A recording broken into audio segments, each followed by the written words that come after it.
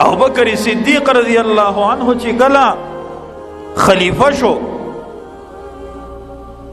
نن خلیفہ شو او سحر وختي د کپڑو غوټ اغستې د پندو کې دغه کپڑے به خرڅولې او روان دی. ملګری وایي څه کې امیر المؤمنین ته خو زمونږ خلیفه یې چېرته روانې؟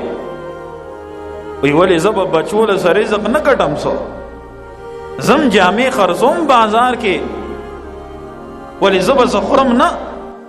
صحابه کرام ورونیولو مجبورې کو چې دا ته څه کې، ته که جامې خرڅې او مزدوري کې مونږ له به فیصلې څوک کوي؟ وایي زه به څه کوم؟ وایي مونږ به تاله د بیت المال نه تنخواه مقرر کو. نه منله، ډېرې مجبور کو. وایي ټیک کمیټي کېناسته د صحابه کرامو او خلیفہ او بادشاہ وقت لا تنخواه مقرر. یو وایي جی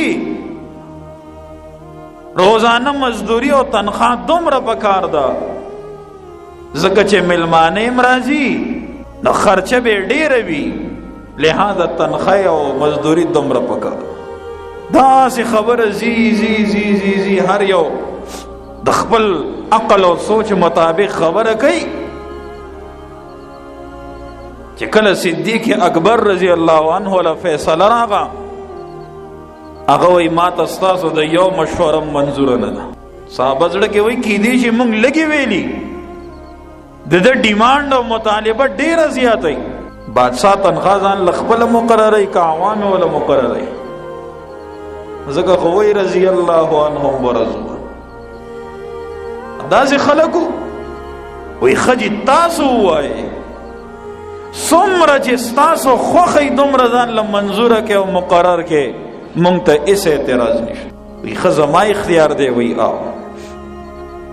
وایي دا راته ووایه مدینه کې روزانه د مزدور دیاړي څومره ده؟ وایي چې دومره.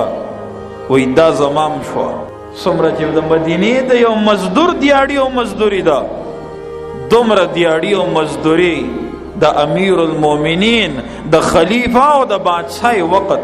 الله اکبر. دا زه قصې نه کوم، حقیقت درته بیانوم. دا زمونږ د مشرانو تاریخ دی. بیله خبره ده چې نن مسلمان د خپلو مشرانو د تاریخ نه نه دی خبر، او که چېرته فلمي اکټر یا ډم وغیره د یاد کو نو د هغه د پلار او د نیکو د هر څه نه خبر دی. دغه زمونږ د ذلت او د رسوایۍ سبب دی چې موږ خپل تاریخ هېر کړی دی. صحابه وی حضرت په دې وستا گزاره څنګه کیږي؟ وی زه به یو څو ورځې وګورم، که گزاره نه کېده نو اول به د مدینې د مزدور دیاړي سیوا کما، نو بیا به ځان له دیاړي او مزدوري سیوا. یو ځل کور ته راغو، چې کور ته راغو کور کې څه خوږ شی پخ شوی دی، حلوا وغیره. بیبي نه تپوس کوي وی دا چېرته؟ وی دا ستا دغه روزانه مزدورۍ نه لږې لږې پیسې به ما خرچه کې بچ کولې، یو طرف ته مې غوستې، لہذا دومره پیسې جمع شوې چې دا حلوا پې تیارېده، نو لہذا دا هغه پیسې مې راواغستې او دا حلوا مې پې تیاره کړه. سهار چې کله راغو وایي زما د تنخواه نه دونه دونه پیسې کمې کې، ځکه دا زما د ضرورت نه سیوا دي او علاوه دي. دا غي دا ایمان او یقین مضبوطو چې ومن یغلل یأتی بما غل یوم القیامه.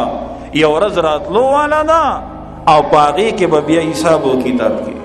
ځکه خو د تبوک په موقع باندې چې کله ټول مال دولت یې راوړو، نو نبی علیہ السلام وایي څه دې راوړل او څه دې د کور والا دپاره پرېغوستل. ما خلفت لاهلک. هغه وایي حضرت څه چې و کور کې هر څه مې راوړي دي او صرف د الله ستا نوم پاتې دی. ځکه خو جبریل امین راځي وایي ابوبکر صدیق نه تپوس وکړه چې الله وایي چې دې زمانه په دې حالت کې رضا دی او که نه دی رضا؟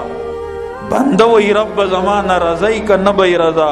رب وایي زما دې بنده نه تپوس وکړه چې آیا دې په دې فقیره او محتاجه کې ما نه رضا دی او که نه دی رضا. ابوبکر جبریل راغلی او د الله پیغام یې راوړی چې الله وی چې ابوبکر صدیق نه تپوس وکړه رضی الله عنه چې آیا دې زما نه رضا دی او که نه دی رضا. هغه جاړي جاړي وی حضرت زه رضا یم د الله نه، زه رضا یم د الله. دا احساس، دا سوچ او فکر پکار دی چې سار له یو ورځ راتلو والا ده، زه به په هغې کې الله ته پورته کېږم او بیا به ما سره د یو ذرې حساب کوي. نو که ما غبن کړی وي او غلا مې کړی وي او پردی حق مې لاندې کړی، نو زه به هلته د کمې نه پوره کوم.